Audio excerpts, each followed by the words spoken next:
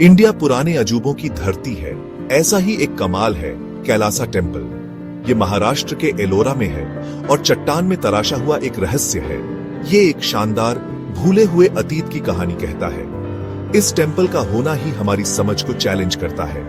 कैलासा का आकर्षण सच में मन मोह लेने वाला है। ये इंसानी हुनर की जबरदस्त कामयाबी का एक खामोश सबूत है। सदियों से ये लोगों को हैरान करता आया है।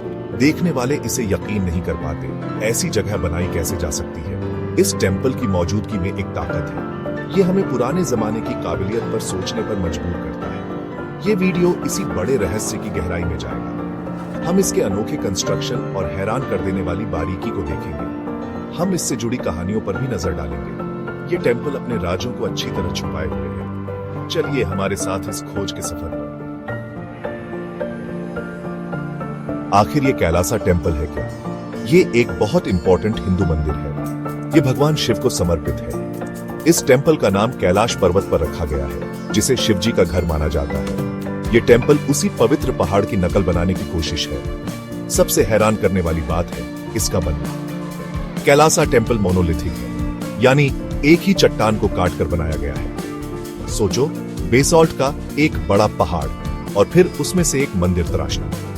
इस टेक्निक को रॉक कट आर्किटेक्चर कहते हैं। कैलासा इसे एक अलग ही लेवल पर ले जाता है। यह दुनिया का सबसे बड़ा मोनोलिथिक स्ट्रक्चर है। यह टेम्पल कॉम्प्लेक्स बहुत बड़ा है, जिसमें भगवान शिव के लिए एक मेन मंदिर है और भी छोटे मंदिर, हॉल, आंगन और बहुत बारीकी से तराशे गए पैनल, देवी देवताओं और पौराणिक किरदारों की मूर्तियां मंदिर को सजाती हैं। हर इंच रामायण और महाभारत जैसे हिंदू ग्रंथों की कहानी कहता लगता है।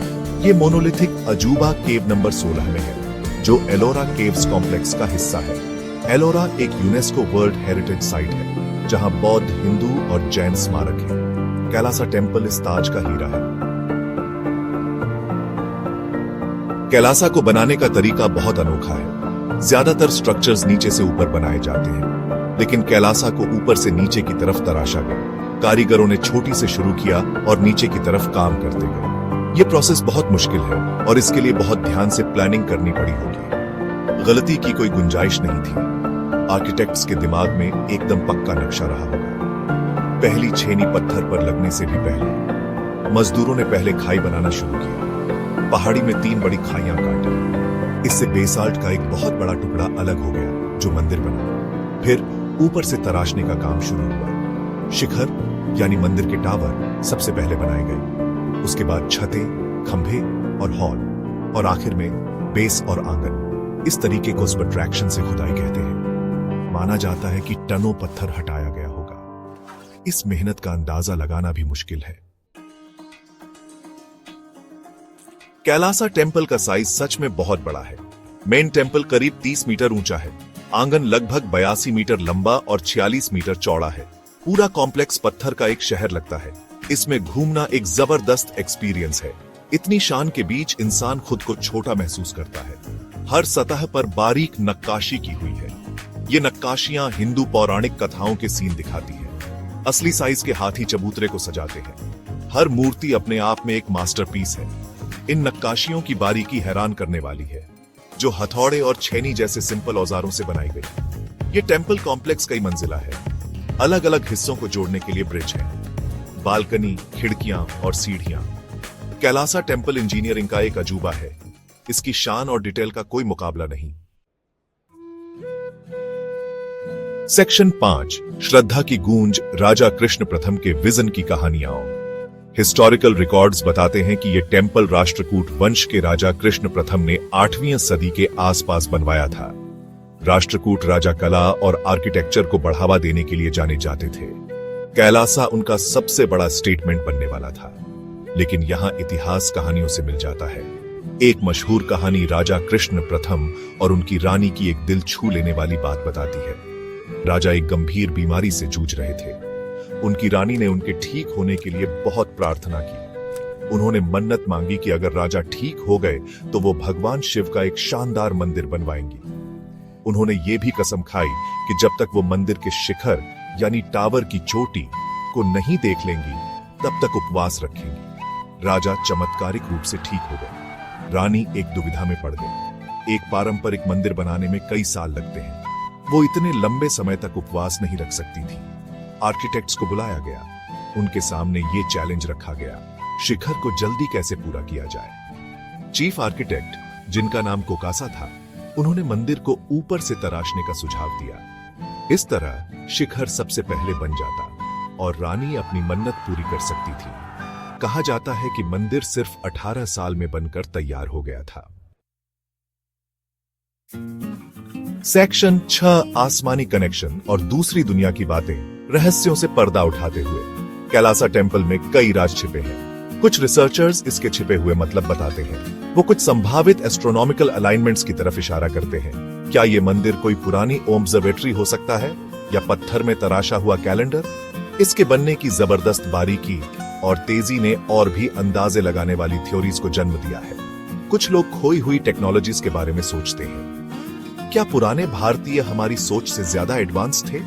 ये सवाल आम हिस्टोरिकल सोच को चैलेंज करते हैं। फिर कुछ ऐसी भी थ्योरीज हैं जो एलियंस की मदद की बात करती हैं। क्या एलियंस ने कैलासा बनाने में मदद की होगी? हालांकि ये थ्योरीज दिलचस्प हैं, पर इनका कोई पक्का सबूत नहीं है। ज्यादातर विद्वान मानते हैं कि कैलासा इंसानों ने ही बनाया है, उनकी सूझबूझ और कड़ी मेहनत का नतीजा। सेक्शन 7 पवित्र स्थान के नीचे अफवाहों वाले अंडरग्राउंड रास्तों की खोज। कैलासा का रहस्य नीचे की तरफ भी फैला हुआ है। टेम्पल कॉम्प्लेक्स के काफी नीचे अनजाने हिस्सों और छुपे हुए कमरों की अफवाहें लगातार उड़ती रहती हैं। क्या वहां गुप्त सुरंगें या कमरे हैं? ऐसे रास्ते जो किसी अनजान जगह तक जाते हों। कुछ लोकल कहानियां इन कमरों के बारे में बताती हैं। वो बताती हैं कि इन जगहों को बहुत पहले बंद कर दिया गया था। आर्कियोलॉजिस्ट्स ने कैलासा की बहुत स्टडी की है, लेकिन हर कोने कोने को पूरी तरह से एक्सप्लोर करना एक मुश्किल काम है। अगर ऐसे कमरे सच में हैं, तो उनका महत्व बहुत बड़ा हो सकता है। फिलहाल ये अंडरग्राउंड जगहें ज्यादातर अंदाजों की दुनिया में ही हैं। सेक्शन 8 बनाने का रहस्य, इंसानी हुनर या कुछ और? ऑनऑफिशियल बात तो यही है कि ये इंसानी मेहनत का नतीजा है। हजारों हुनरमंद मजदूरों और कारीगरों ने कई सालों तक बिना थके काम किया। उनकी लगन और हुनर कमाल के थे। तराशने की बारीकी हैरान करने वाली है। 18 साल में पूरा होने के दावे पर सोचिए। इतनी तेजी लगभग नामुमकिन लगती है, भले ही बहुत सारे लोग काम कर रहे हों। ये इसके बनने की बहस को और हवा देता है। सेक्शन 9 पुराने अजूबे, आज की पहेलियां, कैलासा की हमेशा रहने वाली विरासत। चलो कैलासा की तुलना आज की इंजीनियरिंग से करते हैं। आज हमारे पास सटीक डिजाइन के लिए पावरफुल मशीनें और कंप्यूटर्स हैं। फिर भी कैलासा की नकल बनाना एक बहुत बड़ा चैलेंज होगा। सोचो, एक ही बड़ा पत्थर निकालना और उसे ऊपर से नीचे तक उसी बारीकी और कलाकारी से तराशना। पुराने बनाने वालों के पास हमारी टेक्नोलॉजी नहीं थी। उनके पास डायनामाइट या पावर ड्रिल नहीं थे।